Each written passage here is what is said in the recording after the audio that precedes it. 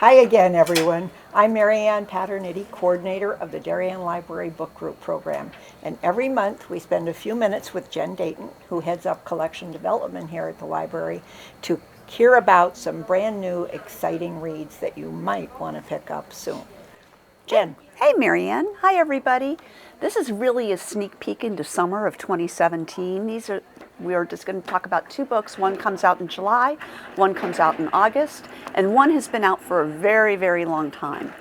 But we'll get to that one last. The first book is Bed-Stuy is Burning by Brian Platzer. I had the honor of meeting Brian at a publisher's preview, and I wish I had read his book prior to meeting him. I have so many questions now in my head. It tells the story of a fictional riot that happens in Bed-Stuy when gentrification becomes too much between the gentrifiers and the longtime residents of the neighborhood. Brian based a lot of the characters on his neighbors, and I think a lot of it on himself. It centers on the story of Aaron, who's a failed rabbi, and Amelia, his girlfriend and the wife and the mother of his children. It takes place over the course of maybe a few months, with the apex, of course, being the riots. Lots of meat here for book groups, lots of good meaty areas for discussion about what does gentrification do, what happens to the people who have been living in the neighborhoods for a very long time, where do they go, what do they do, what is their place in their world, not the gentrifiers' world. I really loved this one. I liked this one, I'll say. It's coming out in July. I have really problems with the ending, but I think, again, there's enough here for book groups to discuss. Is this based on a real No, episode? no, it is not. He fictionalized the whole thing. Okay. But God knows good. there have been riots in New York before. There will be again, I'm sure. Oh, yes. This book I'm recommending to the not faint of heart.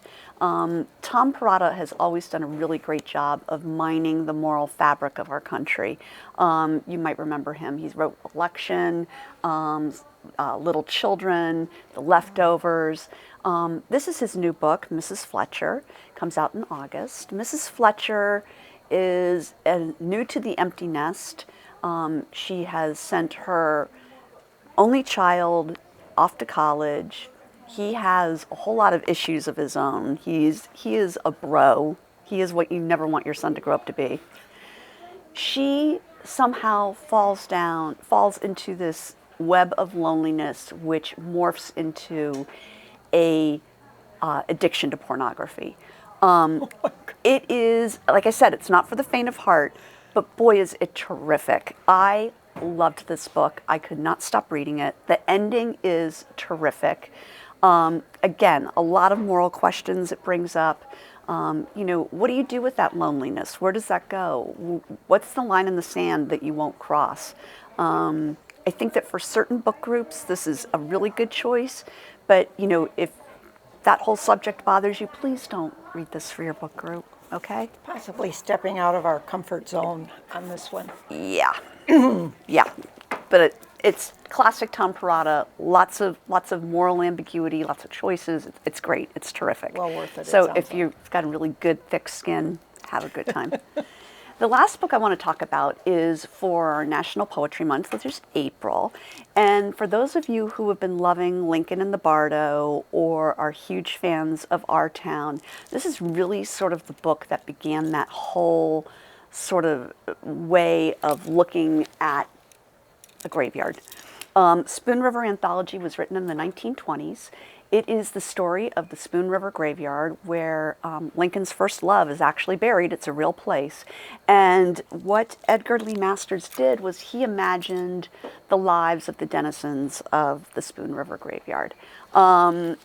It's poetry for people that don't like poetry or think they don't like poetry. Each poem is a poem about somebody who's in the graveyard and really what their lives were truly like. It is as if the veneer has been stripped away and all the platitudes on the headstones don't mean a thing. There's a lot of madness, infidelity, alcoholism, venereal disease. This book's got it all, folks, and it really is tremendous. It's a classic of its kind. It was Our Town before there was an Our Town.